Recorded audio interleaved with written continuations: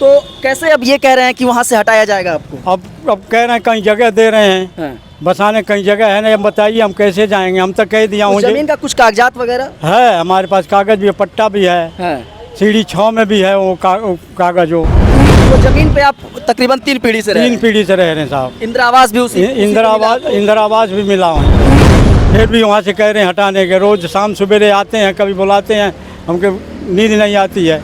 तो क्यों ऐसा हो रहा है? कौन कर रहा है इस तरीके से? मसाला तिवारी कर रहे हैं। तो उनसे आपकी कोई दुश्मनी है? दुश्मनी कुछ नहीं, हम विपक्षी पार्टी का ही साहब। विपक्षी मतलब कि आप? हम दूसरे पार्टी को प्रधान है नहीं, पहले वो प्रधान थे, वो मर गए। अब उन्हीं के साथ में रहता था, इसी वजह से हमके वो तंग करते हैं। क्या आगे आप करने वाले हैं? अब करने वाले यही रहेंगे। अब जब ढहेगा नहीं कोई सुनवाई रहो, वहीं जब आग लगा के मर जाएंगे छत के नीचे। अभी किसी के पास आप गए थे? कहीं नहीं गया, कोई नहीं नेता होता सुनवाई कर रहे हैं साहब। कोई सुनवाई नहीं कर रहा? नहीं साहब, कोई नहीं सुनवाई कर रहा।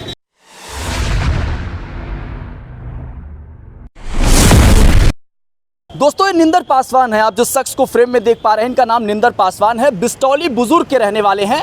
बेलीपार थाने के अंतर्गत ये गांव पड़ता है। जहां इनका मकान है वो तकरीबन 3 पीढ़ी से वहां उस ज़मीन पर ये मकान बनवा के रह रहे हैं और उसी ज़मीन पर जो है इनको इंदिरा आवास भी मिला हुआ है।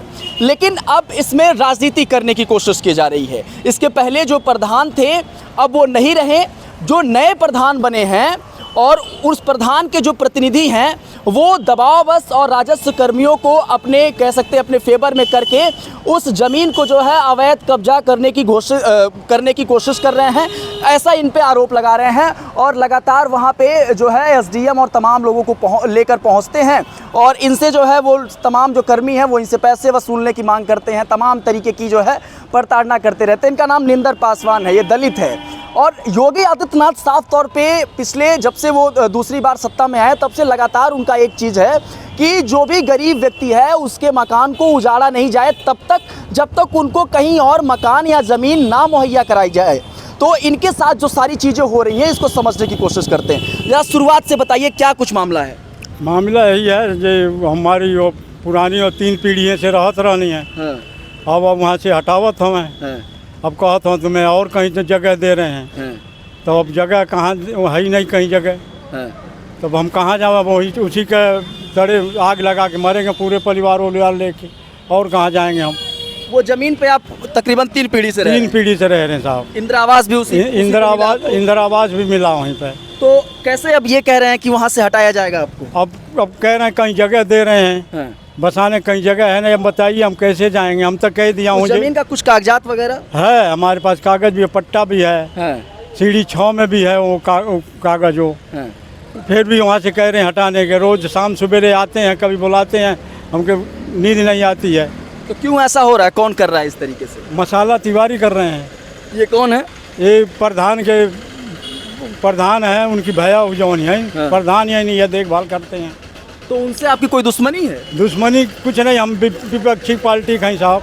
विपक्षी मतलब कि आप? हम दूसरे पार्टी को प्रधान है नहीं, पहले वो प्रधान थे, वो मर गए। अब उन्हीं के साथ में रहता था, इसी वजह से हमके वो तंग करते हैं। अब पहले जो प्रधान थे उनके साथ रहते हैं साहब। इसी वजह से राजनीति बस जो है द्वेष बस के साथ इस तरीके से कर रहे हैं। तो क्या क्या करते हैं वो? क्या यही कहते हैं, कभी पटवारी उटवारी जो आते हैं पैसे मांग रहे थे, जब हम कहे हम कहाँ से दें, गरीब आदमी मजदूरी करने वाले कहाँ से दें आपके पैसे, तो फिर वो कह रहे नहीं यहाँ से तुम्हें हर वहाँ जगह दे रहा हूँ, वहाँ दे रहा हूँ, यही कुल टरका रहे हैं रोज। हम कहाँ जाएं?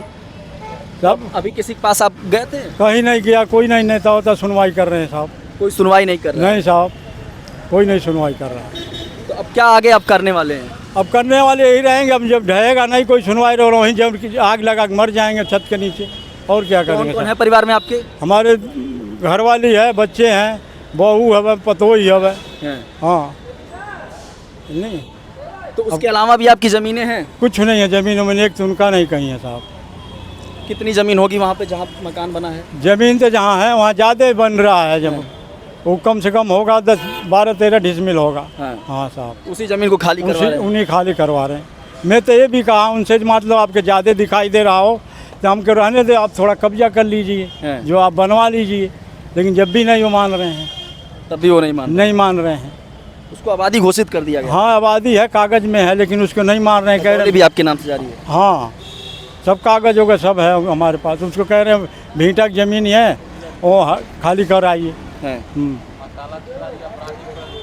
तो ये बताइए, तो मसाला ये जो प्रधान प्रतिनिधि हैं, हाँ, तो इनका इसमें काहे इतना इन्वॉल्वमेंट आ रहा है? क्या आखिर अब क्या पता हम उनको कैसे क्या हो रहा, उनको हमकी जलन है जी, वो हटाने को वहाँ सोच रहे हैं। तो ये निंदर पासवान है। आप सहज तौर पे अंदाज़ा लगा सकते हैं कि इनके पास जहाँ ये रहते हैं वहाँ पे कुछ ज़मीनें हैं, और उसी ज़मीन को जो है, वही ज़मीन जो है इस समय इनके गले की हड्डी बन चुकी है।